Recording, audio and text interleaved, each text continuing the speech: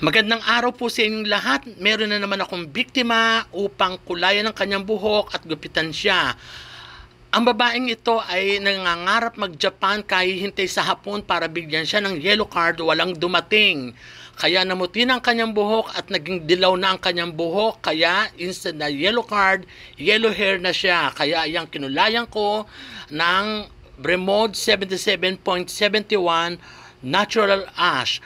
Yang natural ash na yan ay hindi ko na siya hinahaluan ng pang-itim o pang-mix para maging ganyan ang kulay. Siya na mismo, pinahid mo, mawawala na ang puti at yellowish o brushy hair niya. Kaya ayan, mula sa pagka-yellow, naging ano na siya, reddish o brownish. Kaya ngayon, nag-enjoy na siya, maski nawala na ang hapon na nangarap ang nabigyan siya ng yellow card, naging pula na siya. Siya na ang gagawing bandera ng hapon. I hope na nagustuhan nyo ang kanyang pagkukulay ng buhok, pati ng kanyang gupit na bobcat. Uli, nagpapasalamat ako. Share, subscribe, and like. Maraming salamat at makikita nyo yung picture ng pinangkulay kong buhok sa kanya. Ito na. Thank you and bye-bye.